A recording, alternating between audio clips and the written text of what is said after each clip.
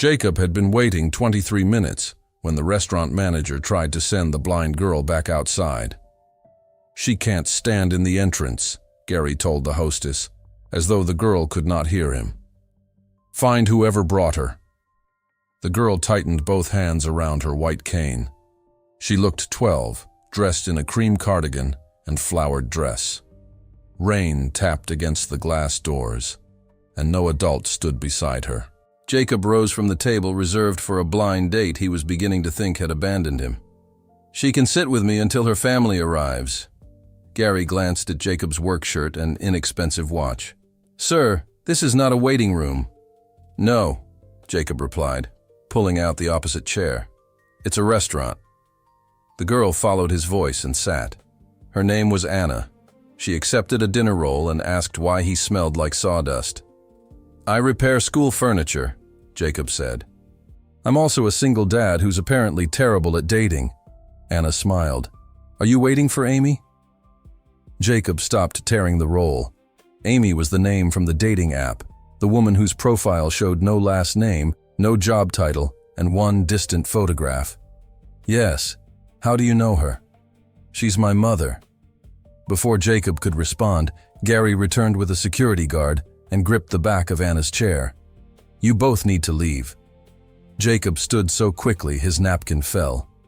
Then the doors opened. A woman in a white suit stepped inside, breathless, one hand against her chest. Every server near the entrance straightened. Gary immediately released Anna's chair. The woman stared at Jacob, then at her daughter. "Anna," she whispered. "What did you do?" Anna reached across the table and found Jacob's hand. "I came early," she said, "because I needed to know how he treats someone when he thinks you aren't watching." Before we return to Jacob, Anna, and the woman standing in the doorway, subscribe to the channel and tell us in the comments where you're watching from.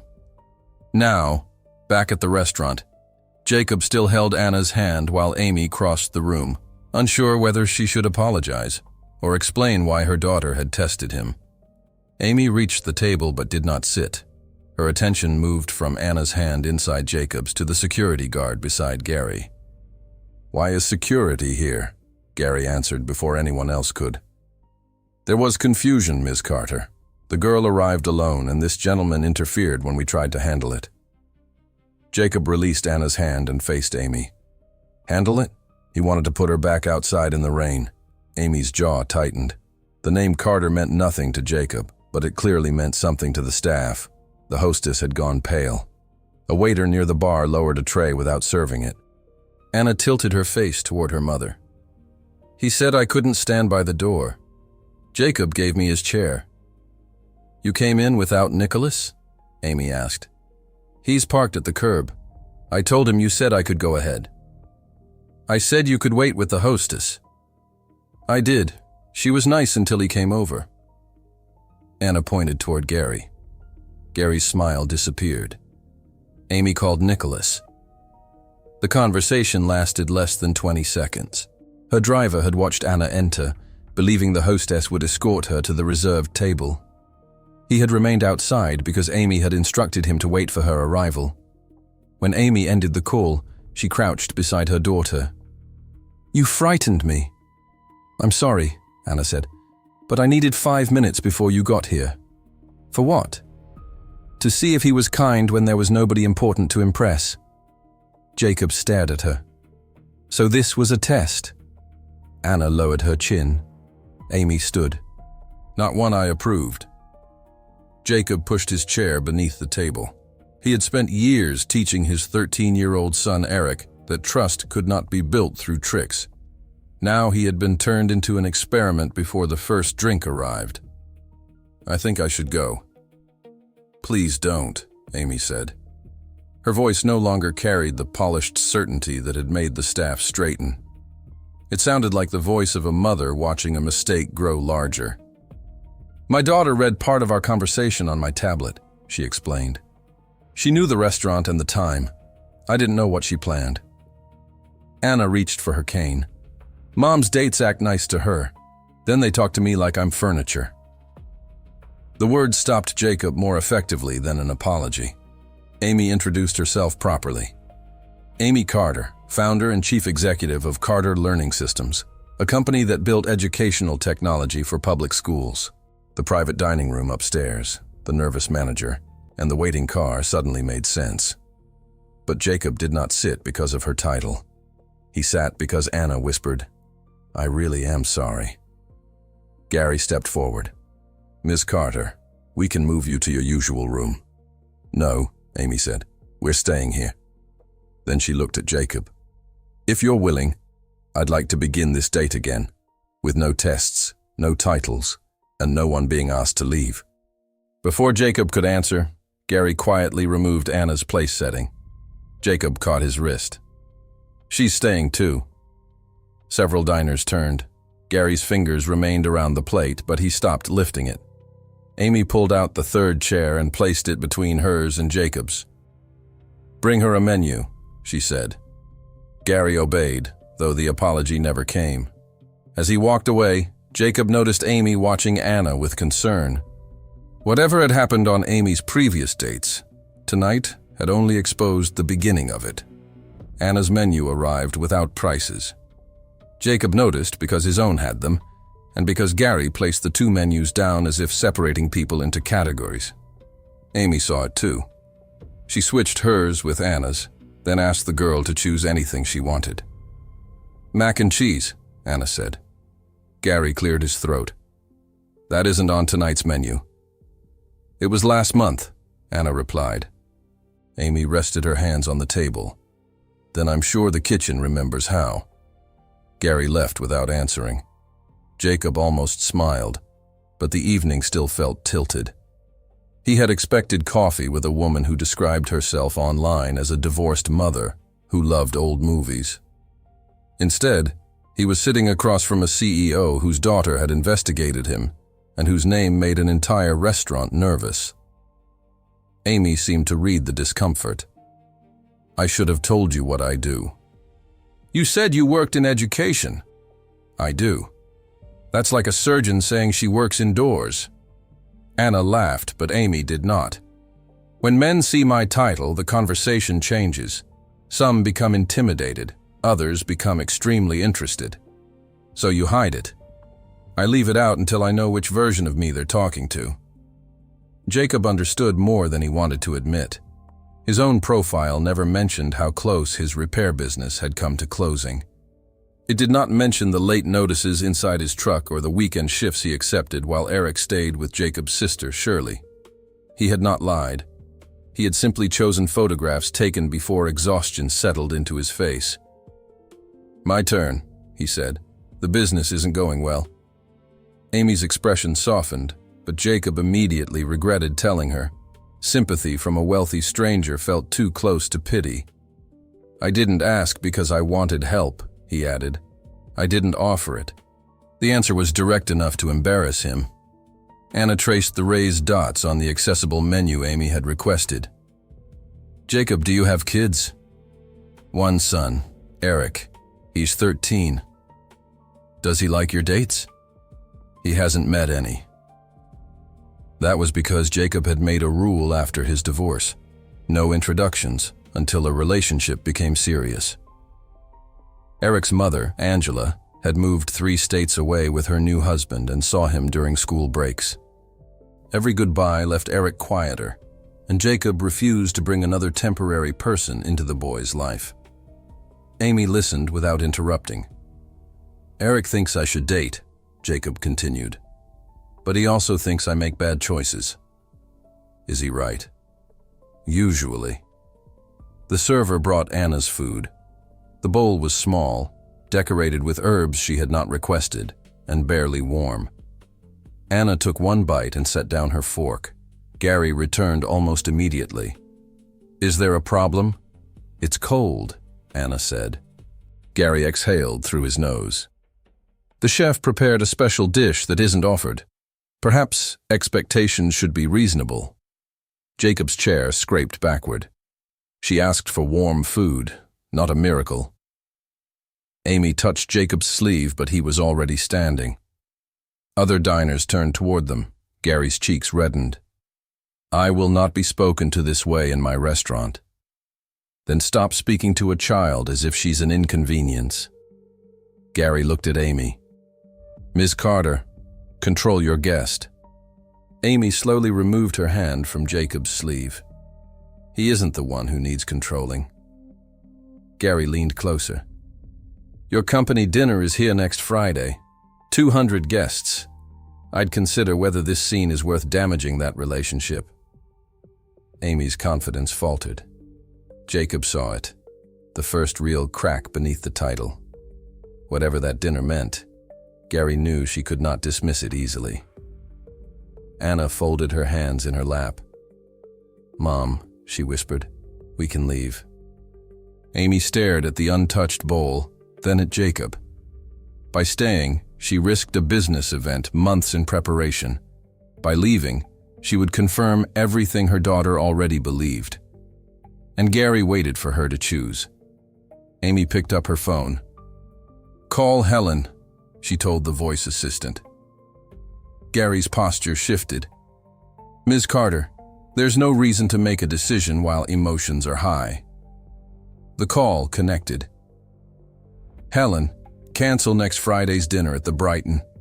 A woman's startled voice came through the speaker. Amy, the scholarship dinner. We have donors flying in. I know. The invitations list the venue. The accessibility demonstration is already installed there. I know that too. Gary placed both palms on the table. Your agreement includes a 35% cancellation charge. Amy kept her eyes on Anna's untouched bowl. Pay it. Jacob had expected satisfaction. Instead, he felt the weight of what she had done. This was not a wealthy woman refusing bad service over dessert. The dinner funded classroom technology for students who could not afford it. Canceling the venue threatened months of work. Gary understood that pressure better than anyone. He lowered his voice. Keep the event here and tonight disappears. I'll personally speak with the kitchen. Your daughter will receive anything she wants. Anna's fingers curled around her napkin. Jacob stepped between Gary and the table. You're offering decent treatment as part of a business deal. I'm offering a practical solution. No, you're asking her to purchase your apology. Gary's eyes narrowed. And you are turning a misunderstanding into a public spectacle because you enjoy playing the hero. The accusation struck closer than Jacob wanted to admit. He had lost contracts before because he could not let an insult pass. His former business partner used to say Jacob would rather be right in an empty workshop than calm in a profitable one. Still, Jacob pointed toward Anna. She shouldn't have to earn respect because her mother rents your ballroom. Jacob, Amy said quietly. He mistook the warning for hesitation. If you keep the event here after this, what does that teach her? Amy stood. It teaches her that adult decisions can involve people beyond this table. And Jacob heard only the correction, not the fear beneath it. So that's it? The company matters more? Anna flinched. Amy's expression hardened. You met me less than an hour ago.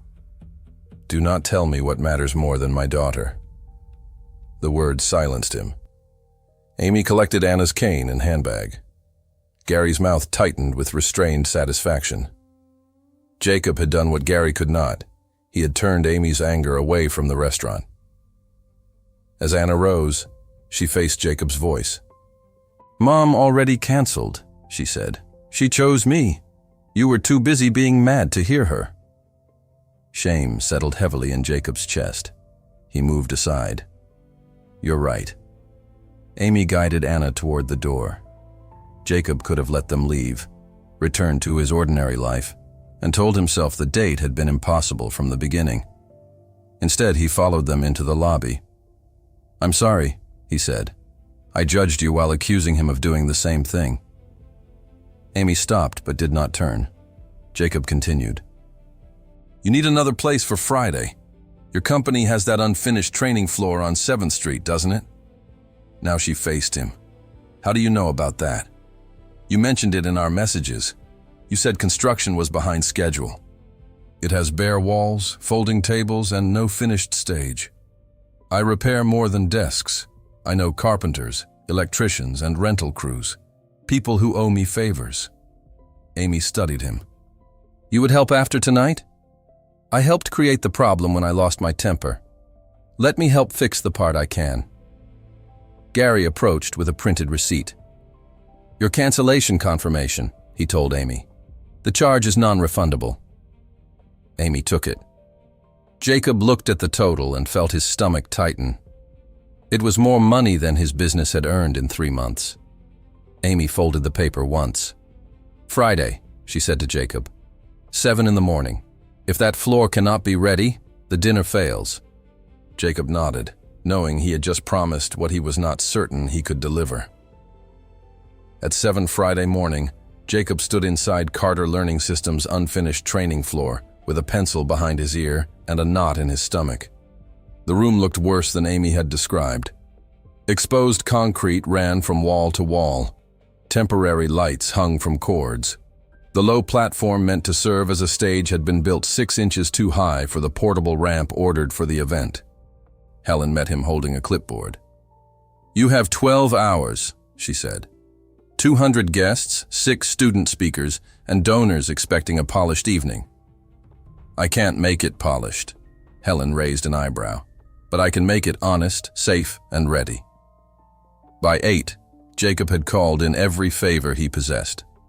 Jonathan, an electrician who once borrowed Jacob's truck for a month, brought a crew. Shirley arrived with coffee and a van full of clean fabric panels from the community theater. Eric came after school with 2 classmates and began sanding the rough edges of the stage. Jacob refused Amy's offer to hire a luxury event company.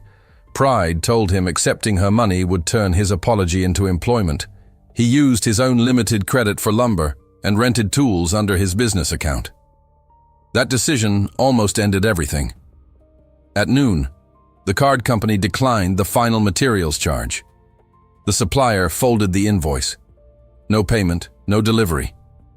Amy heard the conversation from across the floor. She approached with her phone already open. I'll cover it. Jacob shook his head. I said I'd fix this. You said you'd help. You did not promise to bankrupt yourself. I don't need rescuing. Amy lowered the phone. And I don't need you proving your worth by refusing teamwork. Eric had stopped sanding. Anna, seated beside him labeling place cards in Braille, turned toward Jacob's silence. Dad, Eric said, you tell me asking for help isn't quitting. Jacob closed his eyes. His son had used his own lesson against him and deserved to. He faced Amy. The company pays for materials. My labor stays mine. Agreed.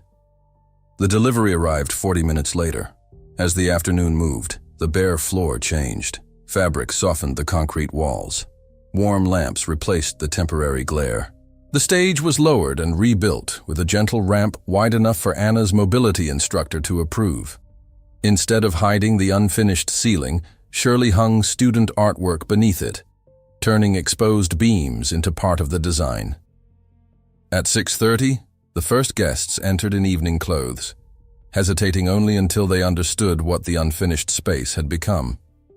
They did not see a substitute ballroom. They saw classrooms imagined by children, raised maps, talking tablets, desks with adjustable surfaces, and handwritten dreams suspended above a simple stage. Anna walked onto the ramp alone, tapping her cane once at its edge. It doesn't feel temporary, she told Jacob. Amy stood beside him, watching her daughter reach the microphone without assistance. You kept your promise. We kept it, Jacob corrected. For the first time that evening, Amy smiled without caution. Then Helen hurried toward them with a white envelope. The Brighton's attorney delivered this, she said. Gary claims tonight's event uses equipment and guest lists covered by the canceled contract. He wants the remaining balance by Monday, or he'll sue the company publicly. Amy opened the letter as applause began for Anna. The room Jacob had saved was full, but the cost of saving it had just arrived. The scholarship dinner succeeded beyond anything Amy had expected. Donors remained long after dessert, talking with students instead of rushing toward the elevators. Several increased their pledges. Anna's short speech about independence earned the only standing ovation of the evening. Yet Amy spent most of the applause reading Gary's letter. Helen believed some of his claims were exaggerated. Carter Learning Systems had purchased the accessible equipment, and the guest list belonged to the company. But the contract gave the Brighton broad rights over event materials prepared through its staff. Gary did not need to win quickly. He only needed to create enough uncertainty to frighten donors and embarrass Amy. "He wants us back at his table," Helen said. Amy folded the letter. "He wants me to admit that leaving him was more expensive than staying." Jacob watched guests congratulate her. None of them knew she might spend the next week defending the event they were celebrating. "We should tell them what happened," he said. "Not tonight." "Why protect him?" "I'm protecting the scholarships." Jacob heard caution and mistook it for fear again. "If you keep worrying about his reaction, he still controls you." Amy's gaze sharpened.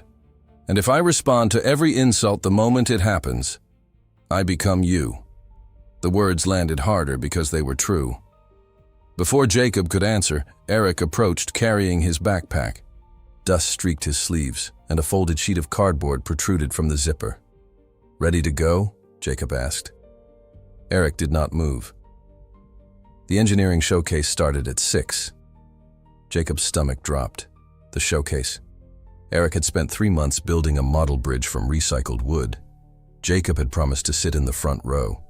When Amy called about the emergency venue change, he had convinced himself he could finish here by 5 and reach the school before Eric presented. He had not checked the time once. "Why didn't you remind me?" "I did. Yesterday. And this morning." Jacob remembered Eric mentioning school while he measured the stage, but he had answered without listening. "I'm sorry." Eric pulled the cardboard from his bag. One side of the bridge had collapsed. "It broke during judging. I kept thinking you'd walk in and know how to fix it." Jacob reached toward the model, but Eric stepped back. "You fixed everything for people you met this week." Anna stood a few feet away with Shirley. Her smile from the stage had vanished. Amy approached carefully. "Eric, your father did not know." "He knew." Jacob raised a hand. "He's right."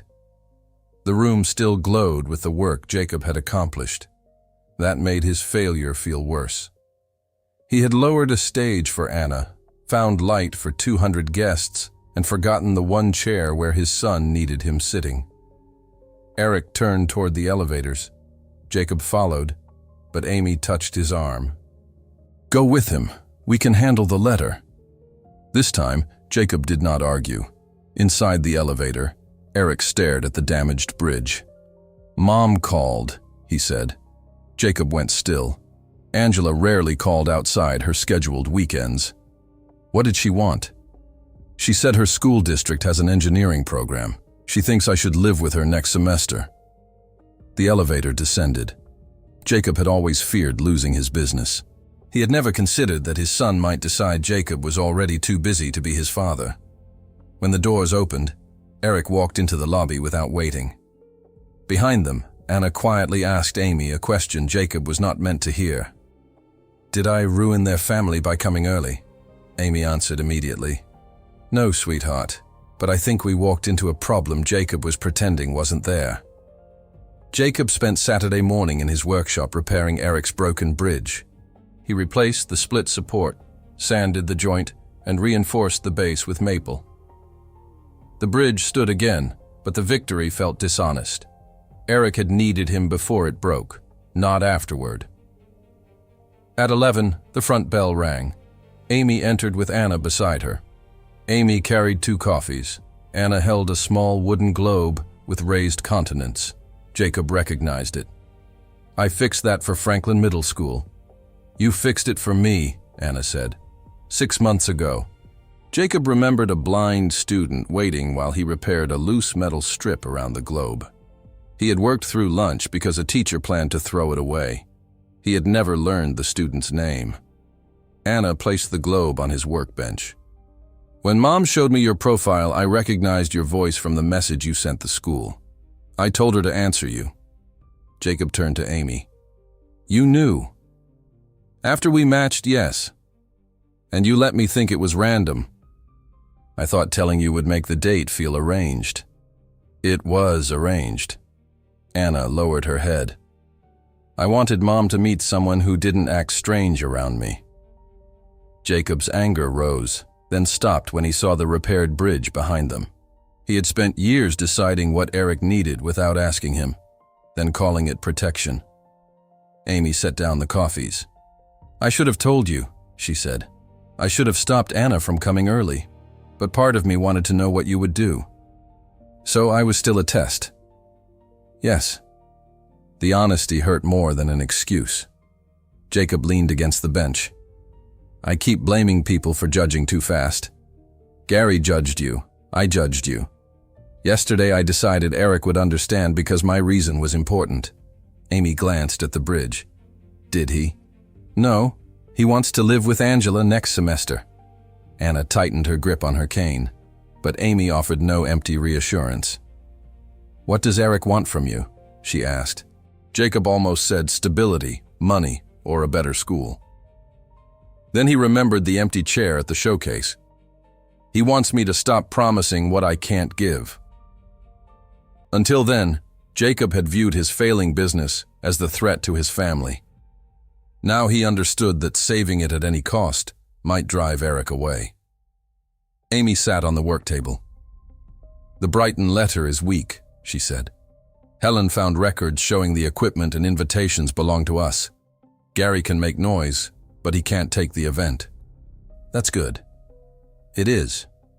But I came because I was about to offer your company a major contract. Jacob straightened. And now? Now I think that would be unfair. You would wonder whether I hired you because of the date. I would wonder whether you stayed because of the work. Relief and disappointment arrived together. I won't rescue your business, Amy continued. But I can introduce you to our vendor review team when applications open. You will compete like everyone else. Jacob nodded. That's the first offer from you I can accept. Anna smiled faintly. The bell rang again. Eric stood in the doorway, a duffel bag over one shoulder. Mom's coming tomorrow, he said. She wants an answer. Jacob looked at the repaired bridge, then at his son. This time, he did not promise everything would be fine. Then tonight, he said, you and I are finally going to tell each other the truth. That evening, Jacob and Eric sat on the workshop floor between stacks of unfinished desks. Jacob placed the repaired bridge between them but did not push it forward. I missed your showcase, he said. Not because you failed to remind me. I missed it because I decided being useful somewhere else excused me from being absent here. Eric ran a thumb along the repaired support. You always say the next job will fix everything. I know. And then there's another next job. Jacob had no defense. The business had become proof that the divorce had not broken him, and that he could provide without Angela. Every unpaid invoice felt like a judgment, and every emergency gave him a reason to postpone being still with his son. Do you want to live with your mother? Jacob asked. Eric stared at the bridge. I want to know what it's like when school comes before somebody else's broken table. The answer hurt because it was not rejection. It was exhaustion. Jacob opened his work calendar and canceled 2 weekend jobs. Then he called Jonathan and asked him to handle emergency repairs for the next month. Eric watched carefully. Are you doing that because I'm mad? I'm doing it because you're right. Being sorry without changing anything is just another promise. They agreed Eric would spend 2 weeks with Angela during winter break before deciding about the semester. Jacob would attend a meeting with the engineering teacher, not to repair the bridge, but to hear Eric explain it. The next morning, Amy called. Jacob nearly let it go to voicemail. Then he saw Eric at the kitchen counter. You can answer, Eric said. Just don't disappear. Amy's voice was tense. Gary had contacted 3 donors, claiming the company had violated its agreement and misrepresented the Brightons' involvement. None had withdrawn, but Helen wanted Amy to issue a statement before rumors hardened. Do you need me there? Jacob asked. I wanted your opinion. That isn't the same thing. The distinction mattered. Jacob told her not to make the statement about Gary. Make it about why you moved the dinner. Tell the truth without turning him into the center of it. And if he calls me reckless, then people can decide whether refusing humiliation was reckless. Amy was quiet. I judged you for being cautious, Jacob added. You judged me to see whether I was safe. We both tried to control the answer before asking the other person. I'm sorry, Jacob. I am too. Amy released a breath. Would you and Eric have dinner with Anna and me tonight? Somewhere with terrible menus and no private rooms. Jacob looked at his son. Eric shrugged. Pizza? Pizza, Jacob told her. That evening, Anna and Eric argued over pineapple while Amy laughed without checking her phone. Jacob did not mistake the meal for a repaired relationship. It was 4 people trying again without disguises. Then Anna placed the raised wooden globe beside Eric's bridge. Your dad fixed mine, she said. Maybe you can teach me how yours works. Eric guided her fingers to the support beams. Across the table, Amy slid her phone toward Jacob. Gary had sent one final message. Return the dinner to the Brighton next month, and the dispute disappears. Refuse, and I tell every donor your new friend staged the restaurant incident to win company work. Jacob read it twice. Gary was no longer attacking the event. He was attacking the reason Amy and Jacob had begun to trust each other. Amy read Gary's message aloud at the pizza table. Eric stopped moving a pepper shaker across his plate. Anna's fingers remained on the raised edge of the wooden globe. He can't prove that, Jacob said. He only has to make it sound possible, Amy replied. Helen joined them by phone. Jacob's company name appeared on the emergency material invoices because he had placed the orders. Carter Learning Systems had reimbursed the costs, but Gary could present the arrangement as payment for creating a confrontation. Jacob pushed his chair back. Then leave me out of the statement. That makes you look guilty. It protects the scholarships. No, it protects my reputation by spending yours. Anna quietly asked, Are you going to tell them what happened last year? Amy turned toward her. What do you mean? At the winter dinner. Anna explained that during the previous year's donor event, Gary had asked a server to guide her away from the main reception area because photographers were arriving. He had called the cane distracting and said donors wanted to see success stories, not problems. Amy's face lost its color. You never told me that. I tried. You said Gary was stressed and we would talk after the speeches. Amy closed her eyes. She remembered Anna tugging at her sleeve while donors waited for introductions.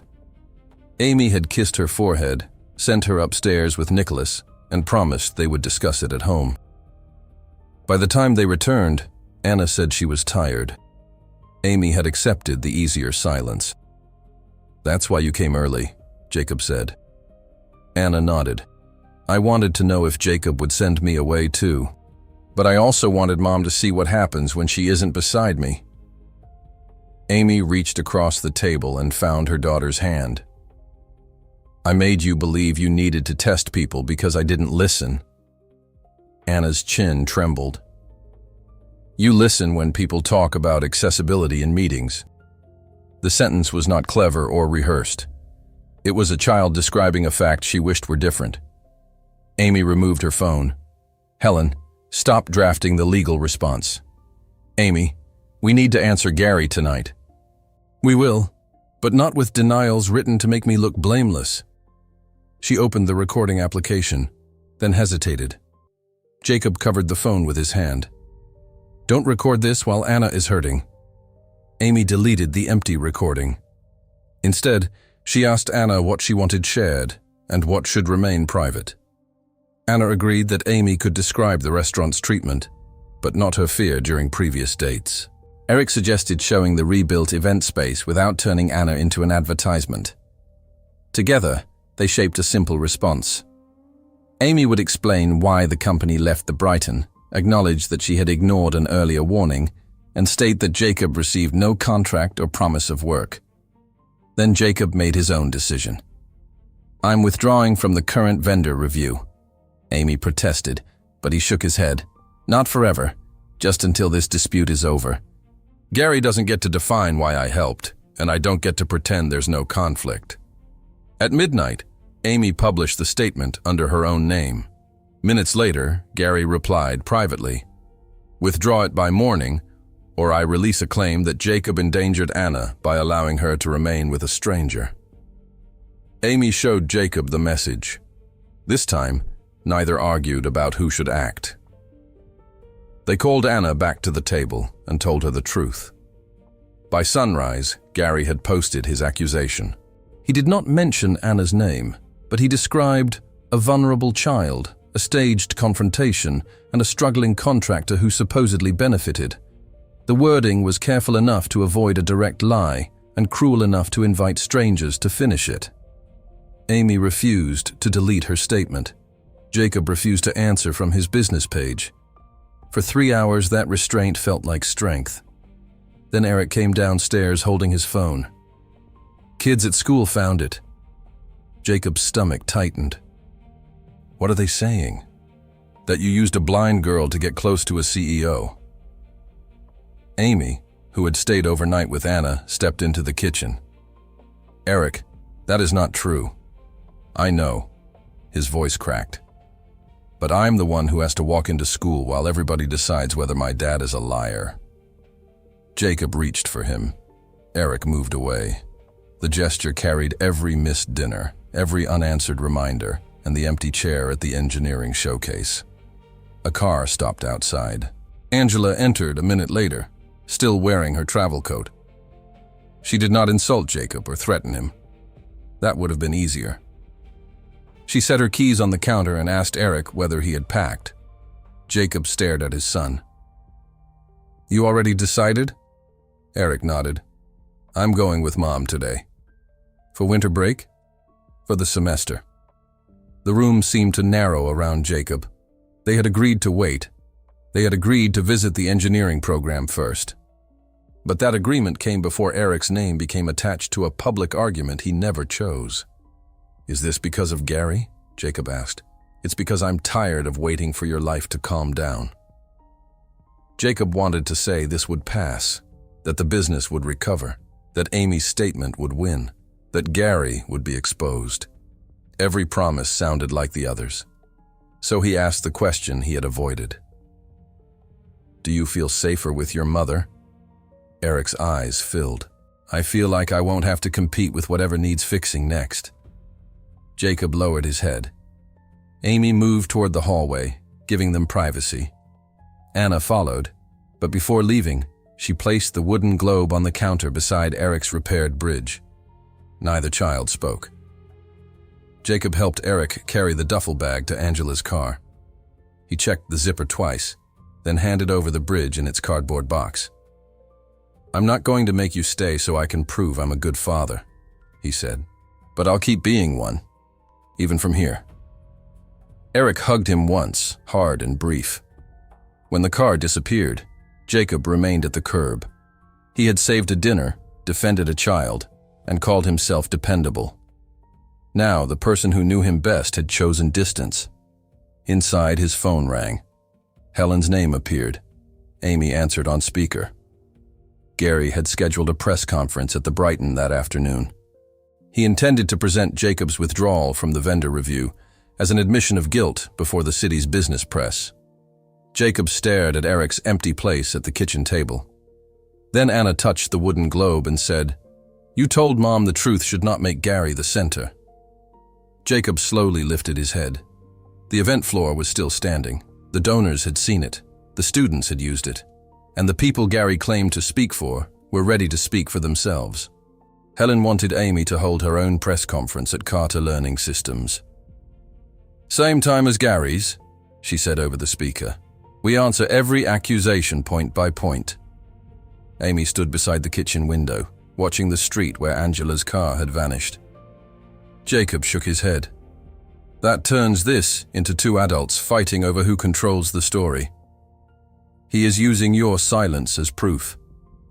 Then I won't be silent.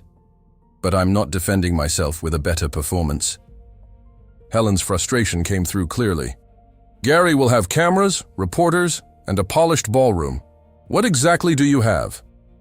Jacob looked toward the wooden globe and Eric's empty chair. The room we built.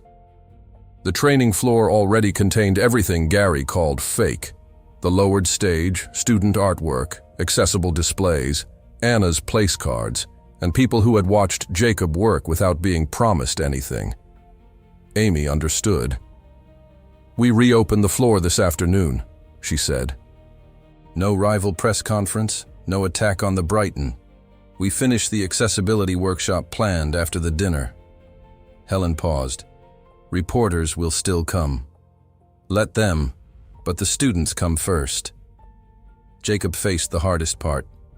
If I stand beside you, Gary will say I'm using you again. If you stay away, he'll say you disappeared because you were caught. I know. Amy waited. Jacob had spent years measuring love by how much he could repair. A broken desk gave him a task. A failing event gave him a deadline. Even Eric's bridge allowed him to replace a cracked support instead of facing why he had missed the moment it mattered. Standing beside Amy would be easier than leaving. I'm not going to the workshop, he said. Anna turned toward his voice. Why? Because Eric needs me to do something that doesn't fix my reputation. Jacob called Angela. When she answered, he asked for the address of the engineering program's afternoon orientation. You said you would support his decision, she replied. I will. I'm not coming to persuade him to return. I'm coming to listen. Angela gave him the address. Amy watched him end the call. Gary's press conference begins at 3. The workshop starts at 3. So does Eric's orientation. You could still appear here first. That's the choice I keep making, giving my son whatever time remains after I prove myself somewhere else. Amy's eyes filled, but she nodded. Jacob handed the wooden globe to Anna. You and Eric showed us the same thing, he said. Adults keep saying they're helping while deciding what children need without asking. Anna ran her fingers across the raised continents. What should I do if reporters ask about you? Tell them only what you want. You don't owe anyone your pain, so they can decide whether I'm a good man. Then Jacob turned to Amy. Do not protect me by making Anna perform. Do not protect the company by hiding what happened. Let the room speak for the work, and let your apology speak for you. Amy stepped closer. And if Gary wins the public argument? Then we live with the cost of telling the truth without using our children as evidence. At 2:30, Jacob drove toward Eric. Amy and Anna entered the unfinished training floor together. Neither knew which choice would save their reputations. For the first time, they had chosen what mattered, even if it did not save them. The consequences would belong to the adults who made them. At 3 o'clock, Gary stepped behind a polished podium beneath the Brighton's chandeliers. Only 11 reporters had come. Across town, the unfinished training floor was filled with students, teachers, donors, and families. There was no podium. Amy stood at the foot of the ramp while Anna waited beside the wooden globe. Helen leaned close. The stations are asking whether you want to respond to Gary live. Amy shook her head. We're not building today around him. She welcomed the families, explained that the workshop would continue, and addressed the accusation before anyone else could raise it. Jacob received no contract from my company, she said. He withdrew from our vendor review to avoid even the appearance of favoritism. He did not stage what happened at the Brighton. My daughter went to the restaurant early without my permission because I had failed to listen when she previously tried to tell me she felt unwelcome there. Amy turned toward Anna. I was proud of speaking about accessibility in public. At home, I sometimes treated listening as something I could postpone. Anna should never have needed to test a stranger to find out whether her mother would believe her. She did not ask Anna to confirm it. Instead, Amy stepped away and invited the students to begin. A boy demonstrated an adjustable desk. A girl used the talking tablet Jacob had mounted at the correct height. Anna crossed the ramp and placed both hands on the wooden globe. "This was almost thrown away," she said. "Jacob repaired it before he knew who my mother was. He didn't do it for a contract. He did it because someone needed it." That was all she said about him. At the Brighton, Gary repeated that Carter Learning Systems had acted irresponsibly. A reporter asked why he had threatened a mother with a business contract during a dispute involving her child. Gary called the question misleading. Another asked whether the accessible equipment he claimed actually belonged to the hotel. Gary reached for a prepared page, but cameras were already turning toward the workshop. His press conference ended without a confession or an arrest. It ended with unanswered questions, empty chairs, and a ballroom his most important client would never rent again. By 5, his attorney withdrew the demand for the remaining balance. The cancellation fee stayed paid. Amy accepted that cost. At the same hour, Jacob sat in the back row of the engineering program orientation. He did not approach Eric during the presentation. He listened while students described the semester, the long projects, and the time they would need from their families. When the instructor invited questions, Jacob raised his hand. "What happens when a parent can't be present every day?" "We make a schedule," the instructor said. "Consistency matters more than pretending distance doesn't exist." Jacob wrote that down. Afterward, Eric found him near a display of bridge designs. "You came. I said I would listen. Mom thought you might try to change my mind. I wanted to." Eric studied him. "But wanting you home and wanting you to have this opportunity are both true," Jacob continued. "I can be hurt without making you responsible for fixing me." Eric opened the cardboard box. The repaired bridge rested inside. "I told the instructor you fixed the support. You designed it. You taught me why it broke." Jacob swallowed. "I should have been there before it did." Eric nodded. He did not erase the failure. Then he asked, "Could I stay with Mom during the week and come back every other weekend?" It was not the ending Jacob had once wanted. It was not complete forgiveness or a dramatic return home. It was honest. "Yes," Jacob said, "and I'll be at every presentation on the calendar. Not because I'll never make another mistake. Because we'll write the dates down together, and you'll call me out when I start pretending work is more important." Eric smiled slightly. "I already do that." That evening, Jacob and Eric reached the training floor after the last families had left. Anna sat on the lowered stage. Amy was stacking name cards with Helen. When Amy heard Jacob's steps, she crossed the room. "How did it go?" "He's going with Angela for the semester." Amy's expression softened. "And I'm going to stop treating that as proof I failed forever," Jacob added. "It's proof something has to change." Amy told him about Gary's withdrawn demand. Jacob did not celebrate his embarrassment. "Did Anna get through the workshop?" "She did more than get through it," Amy said. "She chose what she wanted to say." Anna approached with the globe. "I think this belongs here." Jacob helped mount it beside the stage. Near it, Eric placed his bridge beneath a student display labeled, "Building Support That Lasts." 3 months later, Jacob's company won a small school repair contract through an open bid. Not Amy's company, not a rescue. Work he could schedule without surrendering every evening. Eric remained with Angela during the school week and returned twice a month. Jacob missed him, but stopped filling the silence with emergency jobs. Sometimes they worked on bridges. Sometimes they watched terrible movies and repaired nothing. Amy and Jacob started over slowly. Their second official date took place at a neighborhood diner with paper menus and bright booths. Anna arrived first again. This time, she came with Eric, Shirley, and Amy's full permission. When Jacob entered, Anna smiled toward his footsteps. "Don't worry," she said. "Nobody's testing you." Amy appeared behind her, carrying 4 milkshakes. Jacob pulled out a chair for Anna, then another for Amy. On the table between the wooden globe and Eric's bridge lay a 5th menu, waiting for him. The blind date had begun with a child arriving too early. It became a family only when the adults finally learned not to arrive too late.